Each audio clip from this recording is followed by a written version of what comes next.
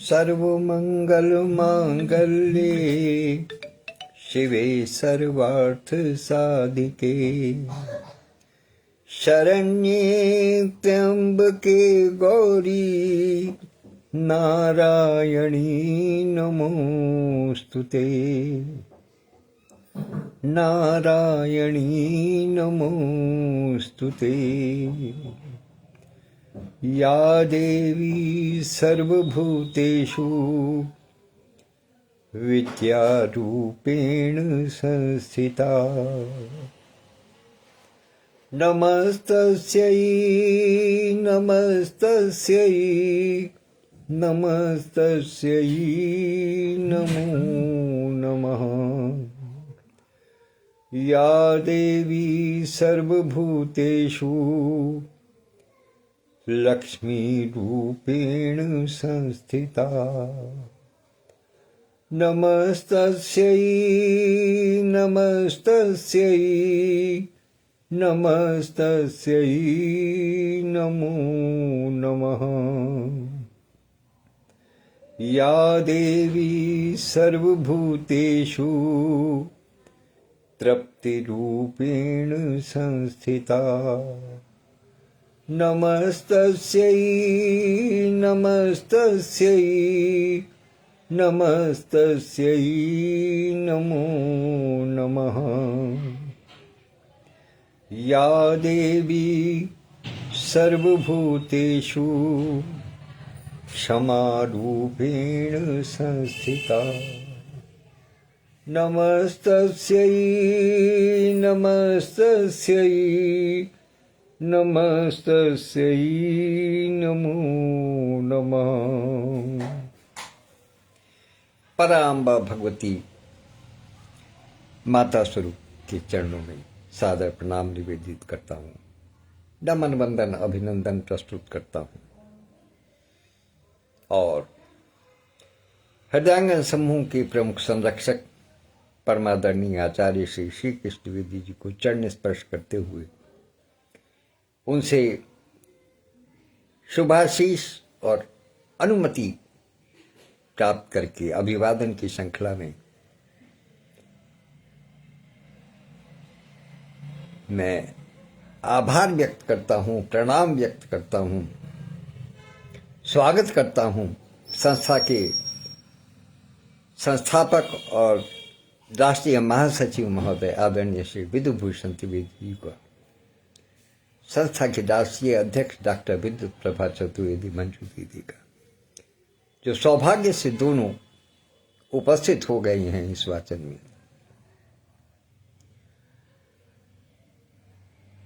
संस्था के राष्ट्रीय उपाध्यक्ष डॉक्टर सत्यप्रकाश पांडे जी का,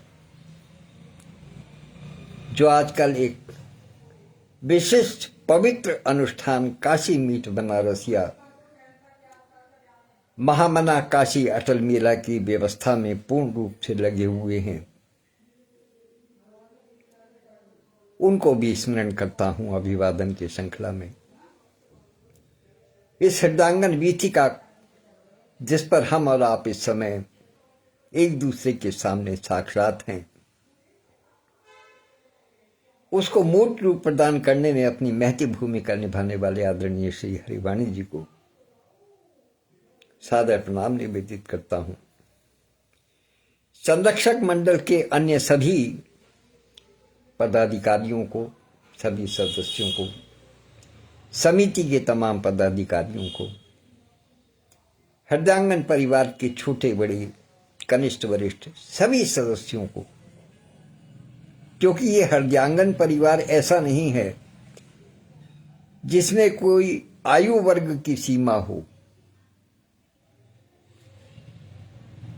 ये कोई वोटिंग वाला मसला नहीं है कि 18 वर्ष से कम उम्र का व्यक्ति वोट नहीं दे सकता, इसका सदस्य नहीं हो सकता, वोटिंग पैटर्न में नहीं आ सकता। ये हृदयांगन परिवार है।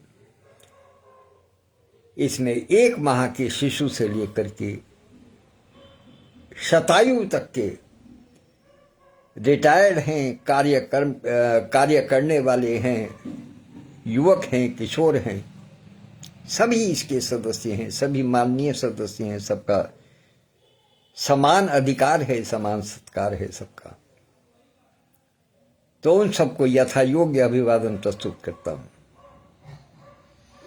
और इस यंत्र के माध्यम से, जिससे कि हम और आप एक दूसरे के समक्ष हैं, इसके माध्यम से जिन जिन के कानों तक भी इस वाचन की आवाज पहुंचती है, टकराती है, जिन कर्ण द्वारों तक ये पहुंचती है या पहुंचने की आशा है, या जिनको बताया जाता है कि ऐसा कुछ अनुष्ठान चल रहा है इस पटल पर, और जिनकी हल्की सी भी लेश मात्र भी उड़न में सफेदी जितनी भी इच्छा जागृत होती है श्री राम के प्रति, ऐसे ऐसे कोटि कोटि करोड़ों करोड़ों श्रोताओं को, दर्शकों को सादर प्रणाम निवेदित करता हूं। प्रभु श्री राम से प्रार्थना करता हूं कि वो सबको सुख प्रदान करें।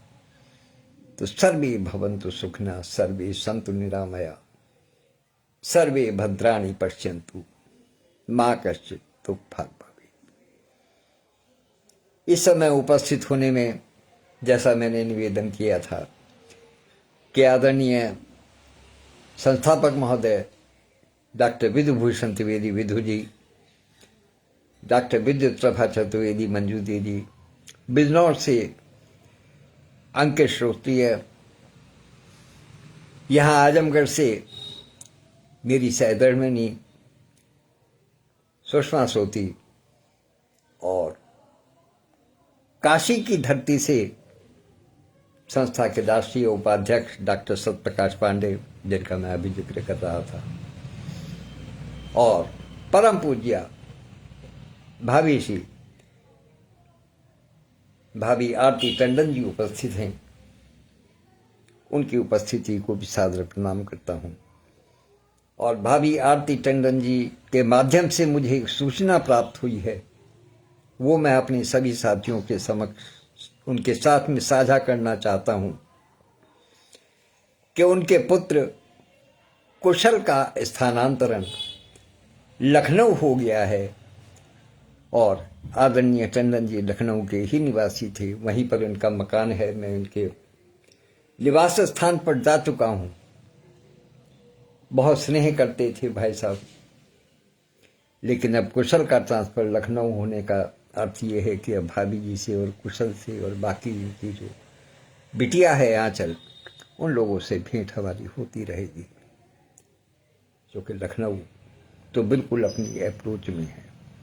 तो उनका भी स्वागत है, सादर प्रणाम निवेदित करता हूं। और आइए कथा प्रसंग में प्रवेश करें। उससे पहले संस्थापक महोदय,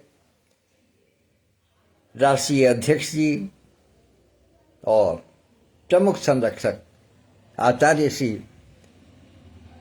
को विशेष रूप से सादर प्रणाम निवेदित करता हूं कि उन्होंने मुझ पर यह अनुग्रह किया कि उन्होंने मेरे आग्रह को स्वीकार किया और मुझे अनुमति प्रदान की कि मैं 31 दिसंबर 2026 तक इस राम कथा का वाचन करने के लिए उन्होंने मुझे अपने पटल पर स्थान दिया। इसके लिए बहुत बहुत आभारी।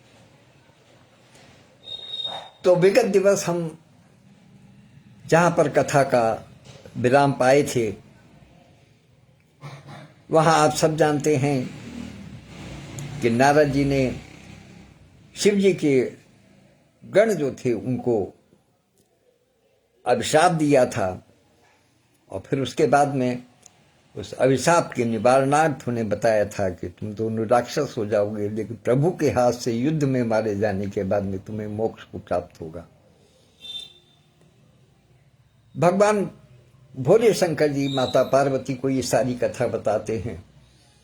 उसके बाद में कहते हैं कि अब तुम्हें एक कारण और बताता हूं, विशेष रूप से जो श्री राम के जन्म की कथा है, और उसमें वो कथा बताते हैं स्वयंभू मनु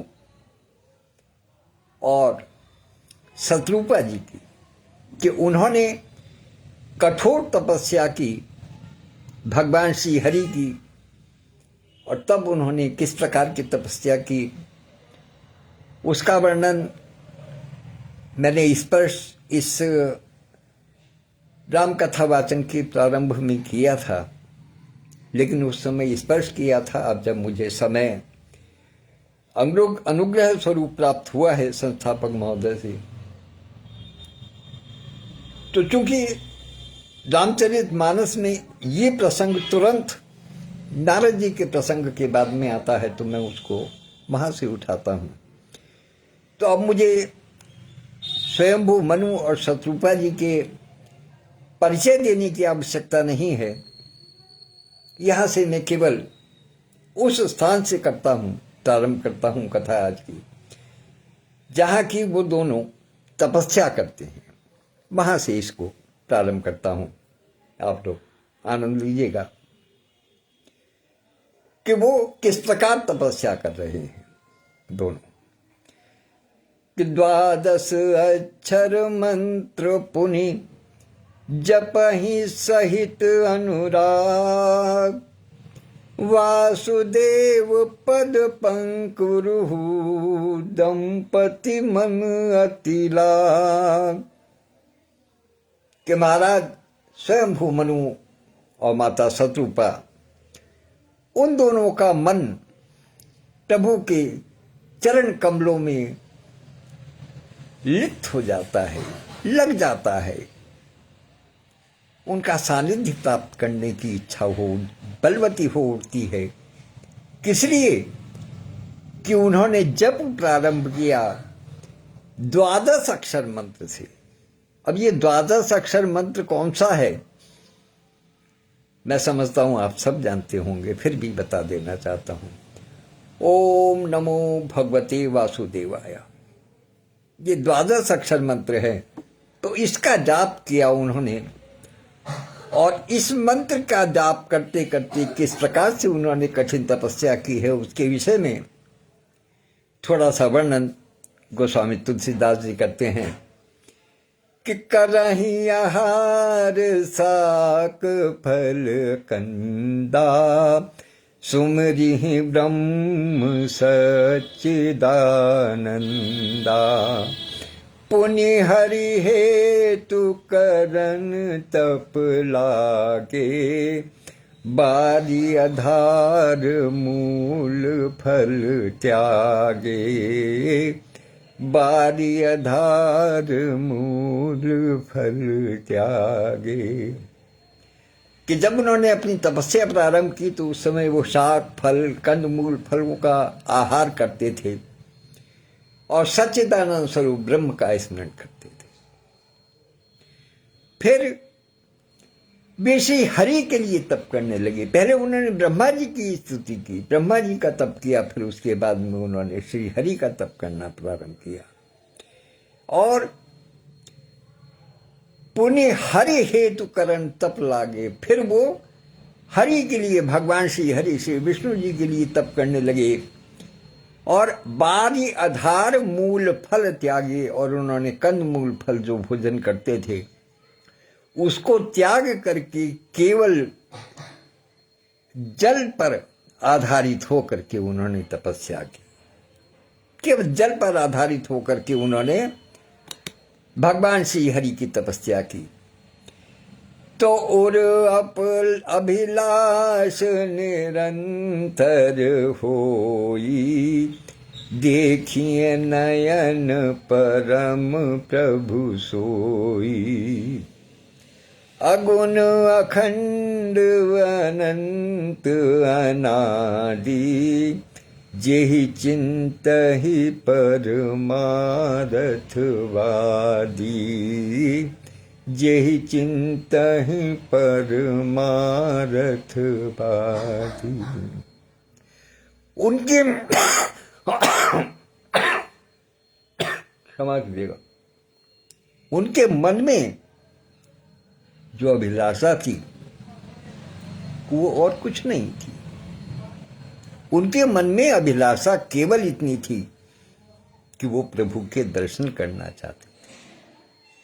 हृदय में निरंतर यही अभिलाषा हुआ करती थी कि हम कैसे उस परम प्रभु को अपने नेत्रों से देख सकें, कैसे को कि जो निर्गुण है, अखंड है, अनंत है, अनादि है और परमार्थवादी अर्थात ब्रह्म ज्ञानी और तत्ववेत्ताओं के हृदय में जिनका निरंतर चिंतन बना रहता है, हम उन प्रभु के दर्शन करना चाहते हैं। उनकी इच्छा केवल दर्शन भर की थी।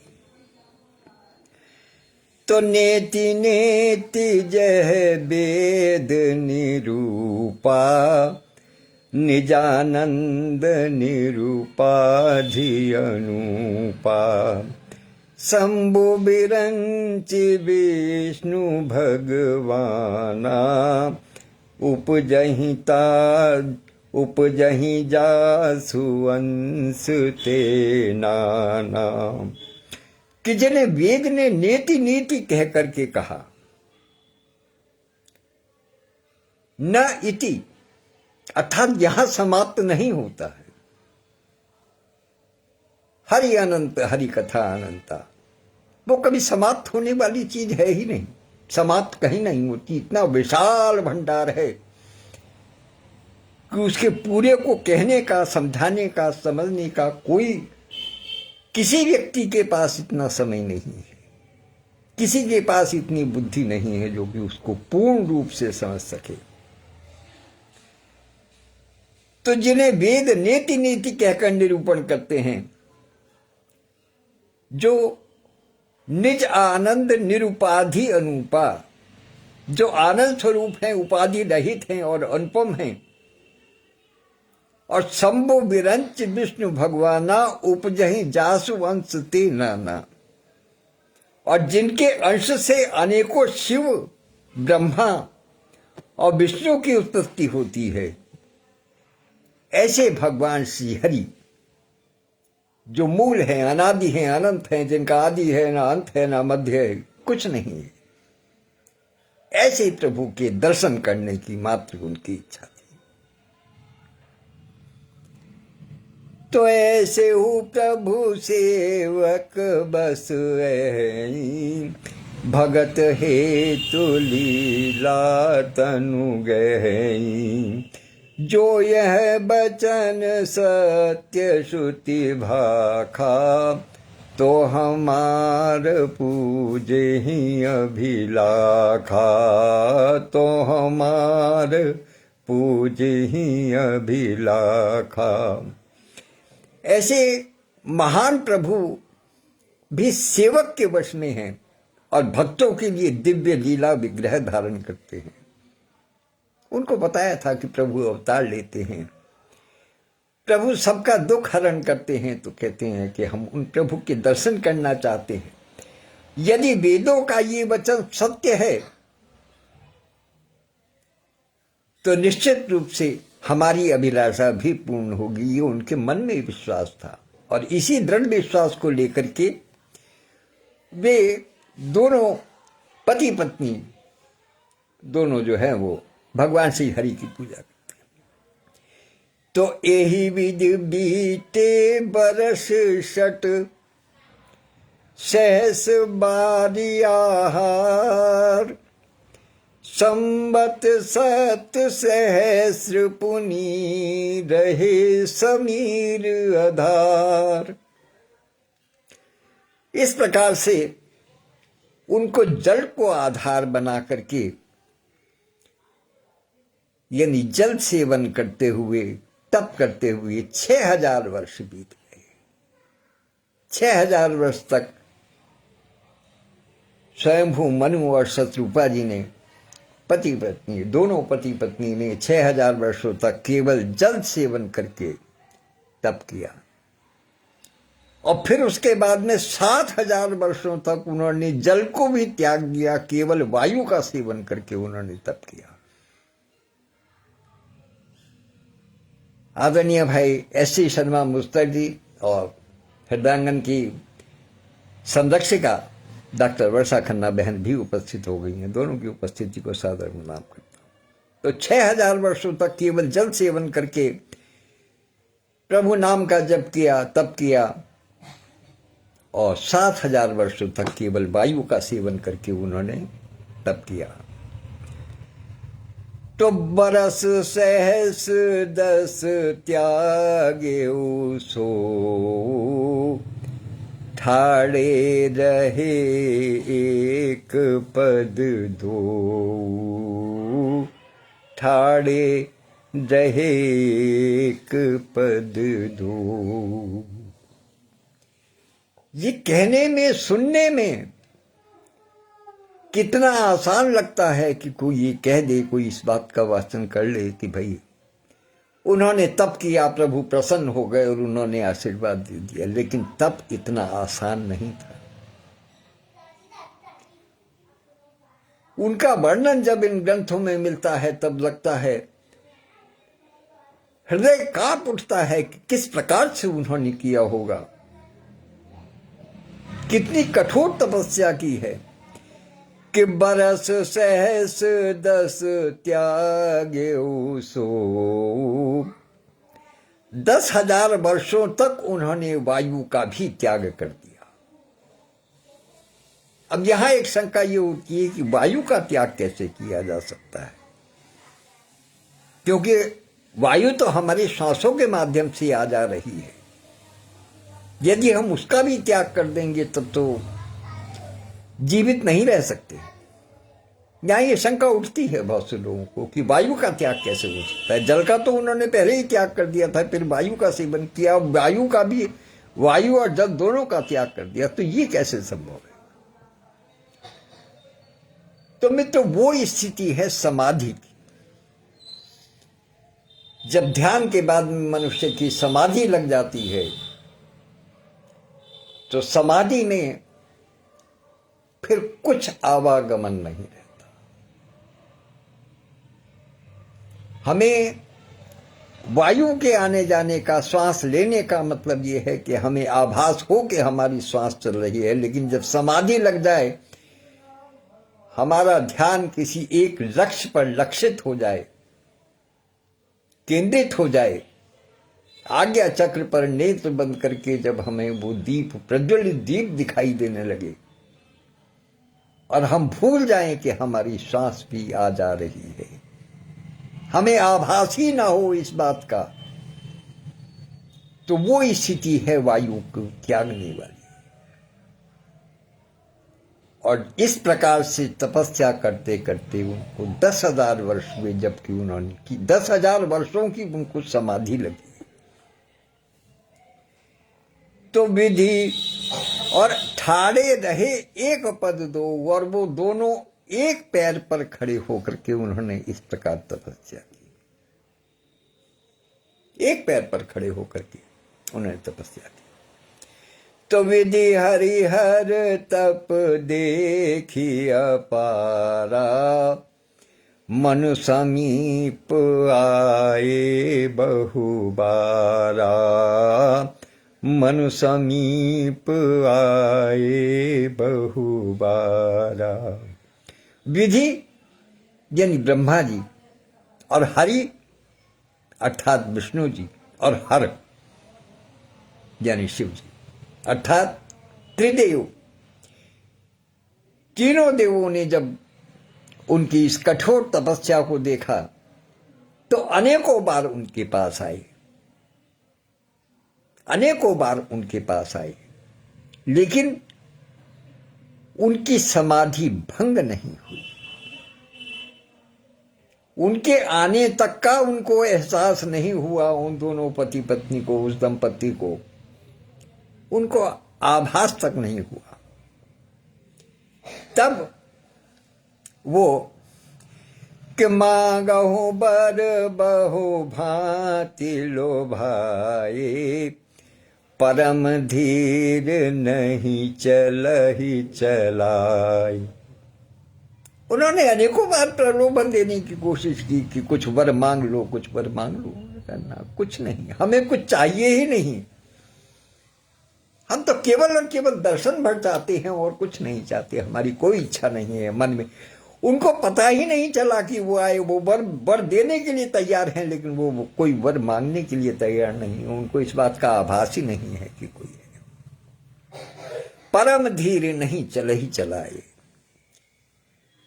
वो धैर्यवान दंपति शत्रुपा और मनु जी की, वो विचलित नहीं हुए, वो अचल रहे।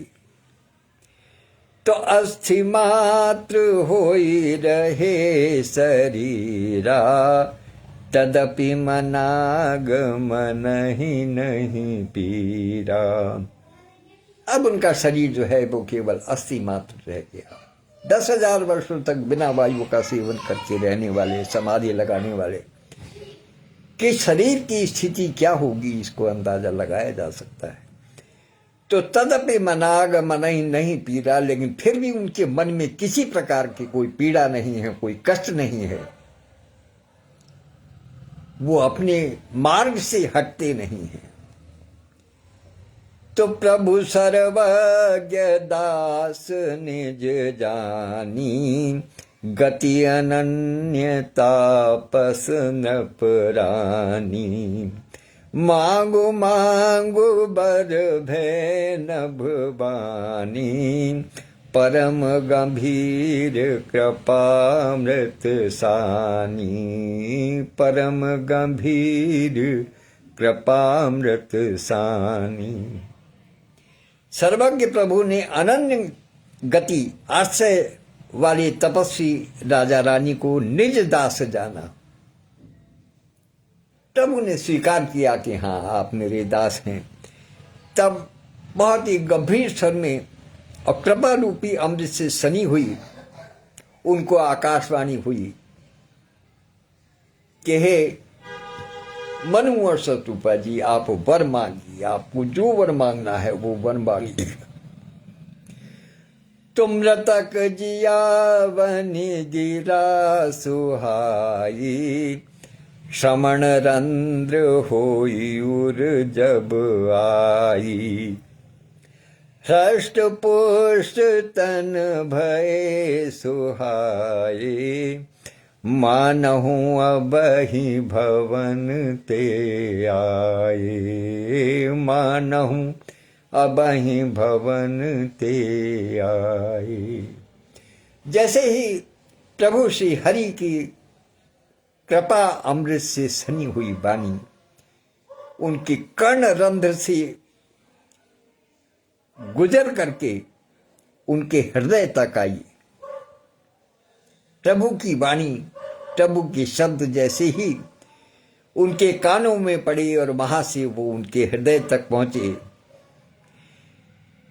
तब क्या चमत्कार होता है कि हृष्ट पुष्ट तन भय सुहाए, मानहु अबहि भवन ते आए। उनका शरीर पूर्व की भांति मतलब जब वो तपस्या करने के लिए चले थे उस समय की भांति उनका शरीर हृष्ट पुष्ट हो गया। और मानहु अबहि भवन ते आए, और उनका शरीर ऐसा हो गया कि मानो अभी भवन से आ रहे हैं। अर्थात उनके शरीर पर किसी प्रकार का कोई लक्षण ऐसा नहीं रहा कि वो इतने समय तक उन्होंने इस कठोर तप को किया है। तो श्रवण सुधा सम बचन सुनी, पुलक प्रफुल्लित गात, बोले मनु करि दंडवत, प्रेम न हृदय समात। तो अमृत स्वरूप वाणी को सुनकर के उनके मन पुलकित हो उठे, उनका तन मन प्रफुल्लित हो गया। क्योंकि उनकी इच्छा क्या थी? उनकी इच्छा तो प्रभु के दर्शन भर की थी। जैसे ही उनके कानों के छिद्रों से प्रभु की वाणी उनके हृदय तक पहुंची तो उनका तन और मन जो है वो दोनों प्रफुल्लित हो गए। तो बोले मनु करि दंडवत, प्रेम न हृदय समा। स्वयंभू मनु ने दंडवत प्रणाम किया प्रभु को, और उनके हृदय में प्रेम की सीमा नहीं है, प्रेम उनकी समाया नहीं है। नेत्रों से अश्रु बहने लगी। उनके मन में जो प्रेम है वो समा नहीं रहा है। किम कर्तव्य विमूढ़ वाली स्थिति हो जाती है जब कोई विशिष्ट व्यक्ति, आजकल की बात बताता हूं, आधुनिक युग में जब कोई विशिष्ट व्यक्ति अपने घर अनायास पधार जाता है। ये अनायास ही पधारने वाली बात है, क्योंकि प्रभु किसी के समक्ष आ जाए, दर्शन दें, ये इतना आसान नहीं है, संभव नहीं है।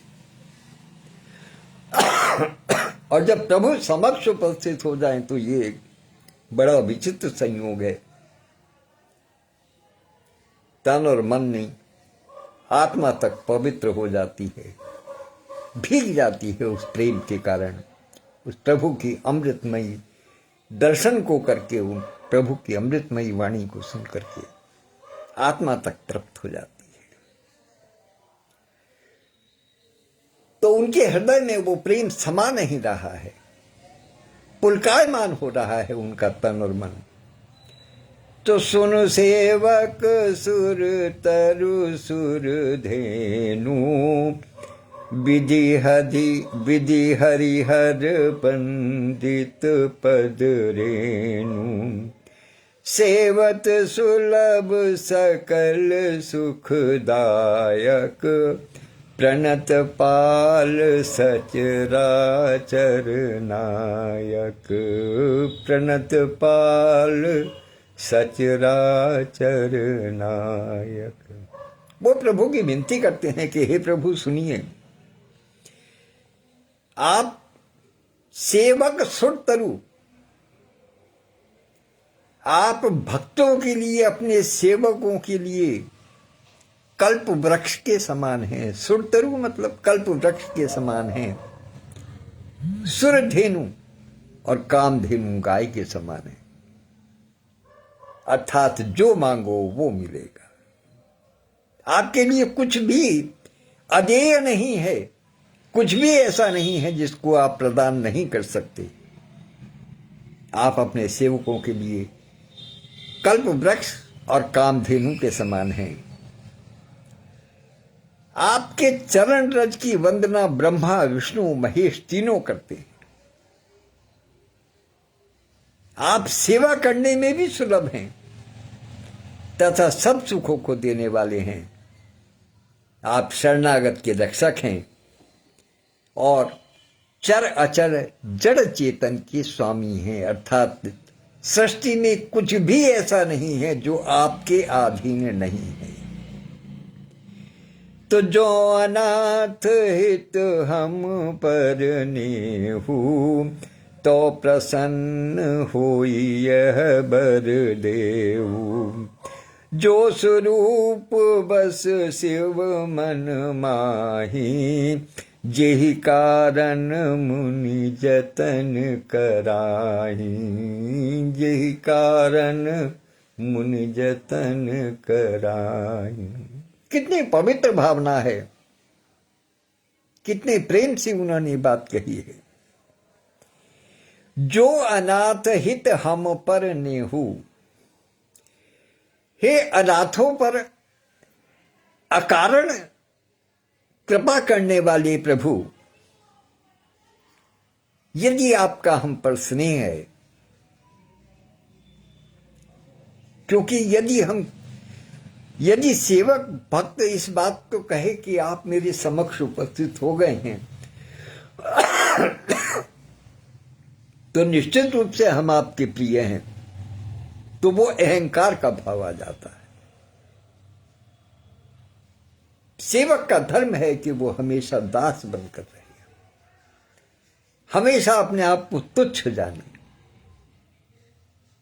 हमेशा अपने आप को छोटा समझे, हीन समझे, क्योंकि प्रभु के समक्ष तो सभी हीन हैं, सभी दीन हैं, और वो दीन दयाल हैं, वो कृपा सिंधु हैं। हम सब दरिद्र हैं, दीन हैं, वो दरिद्र नारायण हैं, वो दीन दयाल हैं, वो कृपा सिंधु हैं, वो कृपालु हैं।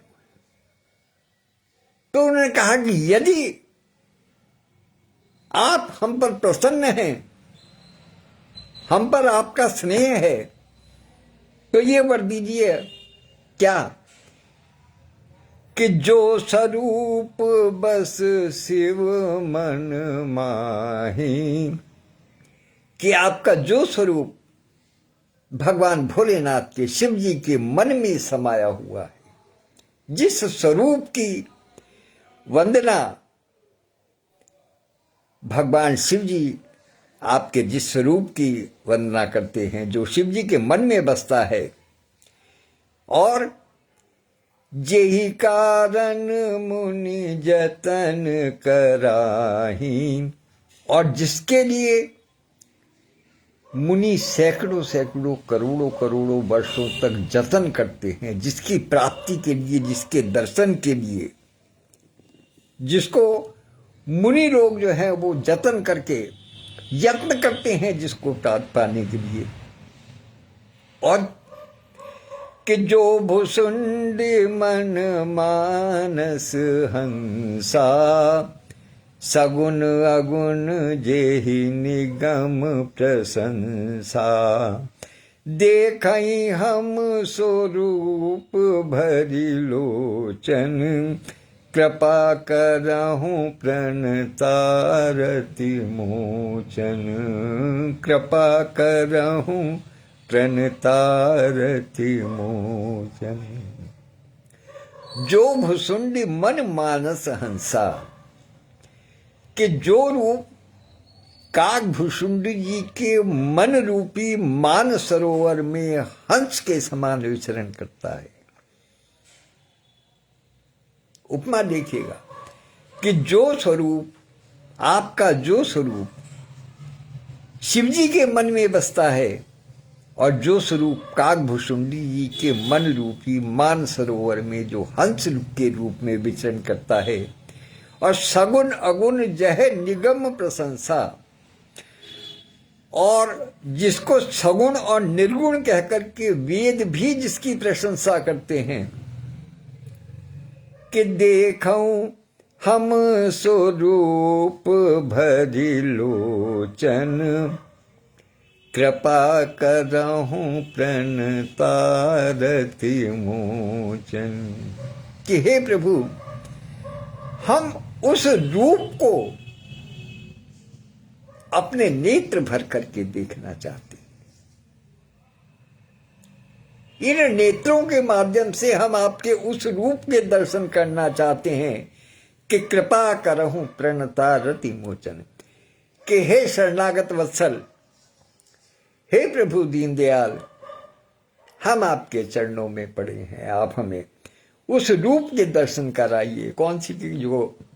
जो शिव जी के मन में बसा हुआ है, और जो कागभूषुंडी जी के मन रूपी मानसरोवर में हंस के रूप में विचरण करता है।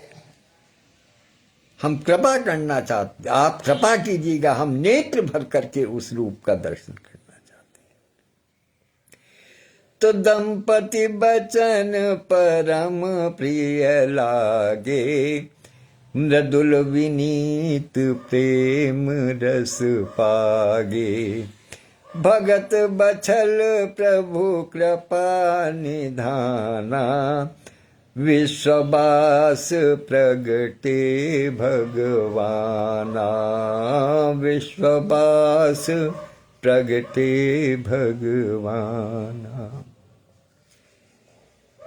महाराज स्वयंभू मनु और महारानी शत्रुपा के प्रेम पूर्वक अमृतमयी प्रेम रस से पगे हुए विनम्र वचनों को सुनकर के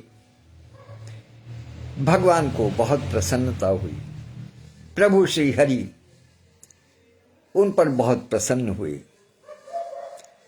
और भगवत वत्सल कृपा निधान संपूर्ण विश्ववास प्रगटे भगवाना, संपूर्ण विश्व में वास करने वाले प्रभु श्री हरि, सर्व समर्थ जो प्रभु श्री हरि हैं, वो साक्षात प्रकट हो गए।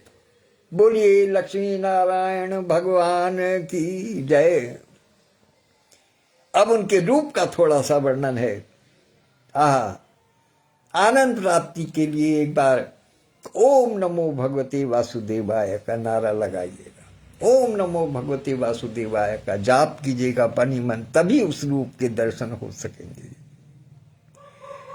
कि नील सरोरुह नील मणि, नील नीरधर श्याम, लाजई तन शोभा निरखी, कोटि कोटि सतकाम।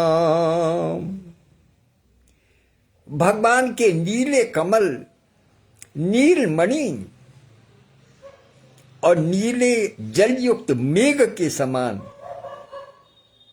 सब कुछ नीला है।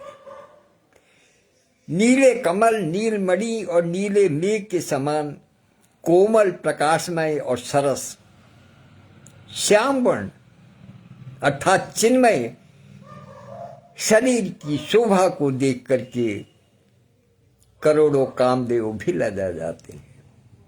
ये प्रभु के रूप का वर्णन ताता स्मरणीय पूज्यपाद गोस्वामी तुलसीदास ने किया है कि नील सरोरुह नीलमणि, नील नीरधर श्याम, और लाजहि तन शोभा निरख, कोटि कोटि सतकाम। कोटि कोटि करोड़ों करोड़ों सैकड़ों कामदेव भी उस शोभा को नहीं पा सकते। उस शोभा को देख करके लजा जाते हैं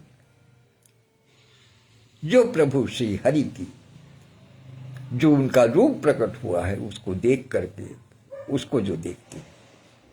और क्या, और विशेषता क्या है उस रूप की कि शरद मयंक बदन छवि सीवा, चारु कपोल चिबुक दर ग्रीवा, अधर अरुण रद सुंदर नासा, विधु कर निकर विनिंदक हासा।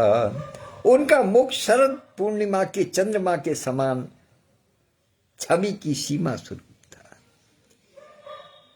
यानी शरद पूर्णिमा का चंद्रमा जितना सुंदर है उससे भी अधिक सुंदर था उनका मुख चंद्र। और गाल और ठोड़ी बहुत सुंदर थे। ठोड़ी पर, गालों पर गड्ढे पड़ती हैं, बहुत सुंदर लगते हैं। और गला उनका शंख युक्त, त्रिरेखा युक्त, शंख में 3 रेखाएं होती हैं, त्रिरेखा युक्त उनका शंखाकार जो है वो गला है।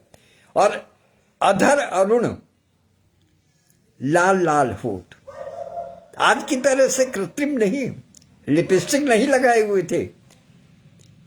प्राकृतिक रूप से उनके होठ जो हैं वो लाल लाल हैं। दांत और नाक अत्यंत सुंदर हैं। और हंसी उनकी कैसी है कि जिससे चांद की चांदनी भी फीकी पड़ जाए। कहते हैं चांद की चांदनी बहुत शीतल होती है, मनमोहक होती है, लेकिन विदु कर निकर विनिंदक हासा, उनकी जो हंसी है, उनकी जो मुस्कान है, वो चांद की चांदनी से भी अति सुंदर है, उसको भी नीचा दिखाने वाली है। तो नवो अंबुज अंबक छविनी की, चितवनी ललित भावती जी की, भ्रकुटि मनोज चाप छविहारी, तिलक ललाट पटल दुतिकारी। नेत्रों की छवि नए खिले हुए कमल के समान बड़ी सुंदर थी। मनोहर चितवन जी को बहुत प्यारी लगती है। और टेढ़ी भोएं कामदेव के धनुष की शोभा को भी हरने वाली है। ललाट पटल पर प्रकाशमय तिलक है, प्रकाशमय तिलक है उनके ललाट पर। और कुंडल मकर मुकुट सिर भ्राजा, कुटिल के सुजनु मधुप समाजा, उर्षि वस रुचिर बन माला, पदिक हार भूषण मणि जाला, पदिक हार भूषण मणि जाला। कानों में मकराकृत कुंडल हैं। प्रभु का वर्णन करने का प्रयास किया जाए, वास्तव में प्रभु अवर्णनीय हैं, लेकिन कहते हैं ना कि कभी कभी किसी संदर्भ को स्पर्श करना भी अपने आप में सुखानुभूति प्रदान करता है। तो इस प्रकार से प्रातः स्मरणीय पूज्यपाद गोस्वामी तुलसीदास जी ने जो प्रभु की वर्णन, उनकी सुंदरता का करने का प्रयास किया है, वो एक स्पर्श मात्र है। पूर्ण उनकी सुंदरता का वर्णन कौन कर सकता है? किसकी समर्थ है जो उनकी करे? फिर भी प्रयास किया है कि कानों में मकराकृत मछली के आकार के कुंडल और सिर पर मुकुट सुशोभित है, टेढ़े घुंघराले बाल हैं और ऐसे सघन है मानो भौरों के झुंड हो। हृदय पर श्रीवत्स सुंदर बनमाला, रत्न जड़ित हार और मणियों के आभूषण सुशोभित है। ये प्रभु का वर्णन उन्होंने अपने मानसिक रूप से अपने कल्पना पटल पर जो प्रभु का रूप बनाया है, उसको तुलसीदास जी वर्णन करते हैं। तो के हरिकंदर चारु जनेऊ, बाहु विभूषण सुंदर तेऊ, मकरी कर सरिस सुभग भुज दंडा, कटिन संग कर सर को दंडा, कटिन संग कर सर को दंडा। सिंह की सी गर्दन थी, सुंदर जनेऊ था, भुजाओं में जो गहने थे वे भी अति सुंदर थे। हाथी की सूंड के समान अर्थात उतार चढ़ाव वाले सुंदर भुजदंड थे। कमर में तरकस और हाथ में बाण और धनुष शोभा पा रहे थे। तो तड़ित विनिंदक पीत पट, ध्यान देने योग्य अंतिम पंक्तियां दे रहा हूं आज की, कि तड़ित विनिंदक पीत पट, उदर रेख बरती, अनाभि मनोहर लेति जनु, जमुन भवर छवि छीन। क्या उपमा है, क्या रूप है, मन में विचार करके देखिएगा। वास्तव में कि स्वर्ण वर्ण का प्रकाश में पीतांबर, स्वर्ण वर्ण का, स्वर्ण भी पीला होता है, स्वर्ण वर्ण का प्रकाश में पीतांबर बिजली को लजाने वाला था। अर्थात जो शोभा उस पीतांबर की है, उसके सामने किसी की शोभा टिक नहीं सकती। इतना सुंदर, मन को लुभाने वाला है। और पेट पर सुंदर 3 रेखाएं थी। आजकल कहते हैं ना कि 6 पैक बने हुए हैं। वो 6 पैक में भी जब आप देखते हैं तो नाभि के ऊपर 3 रेखाएं दिखाई देती हैं। बड़े बड़े किसी को, बहुत किसी को 3 रेखाएं दिखाई देती हैं। तो वो 3 रेखाएं, त्रिरेखा नाभि के ऊपर प्रभु के पेट पर दिखाई देती है। और नाभि कैसी, यदि नाभि का वर्णन न किया जाए तो फिर क्या है? नाभि कैसी है प्रभु की, ऐसा आपको स्मरण होगा कि जमुना जी का जल श्याम है, श्याम वर्ण का जल है जमुना जी का। तो जमुना जी के जल में कभी जब भंवर पड़ जाए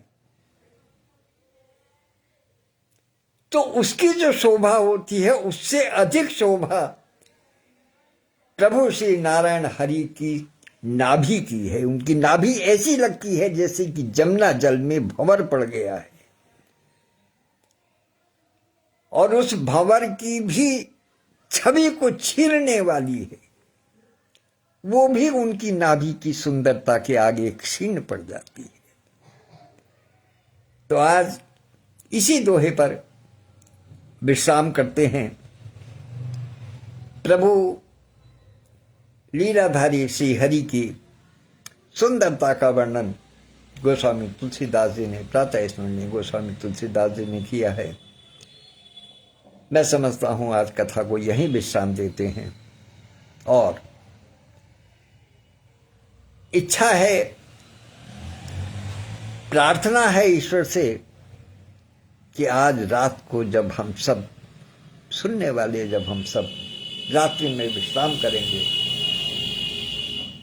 तो ये रूप हमारे हृदय में समाया होगा और स्वप्न भी इसी रूप के आएंगे। इसी रूप का चिंतन कीजिएगा, प्रभु में मन लगेगा, कथा में मन लगेगा, प्रभु के दर्शन हो, ऐसा सौभाग्य प्राप्त हो, ये मेरी कामना है। ईश्वर से प्रार्थना है कि जो रूप का वर्णन किया गया है उस रूप में अपने अपने भाव, अपना अपना प्रेम, अपनी अपनी भक्ति मिला करके उस रूप में प्रभु के दर्शन कीजिएगा। और बोलिए राजा रामचंद्र की जय, लक्ष्मी नारायण भगवान की जय। ओम नमो भगवते वासुदेवाय। कृपा करें प्रभु। धन्यवाद। कल फिर मिलते हैं।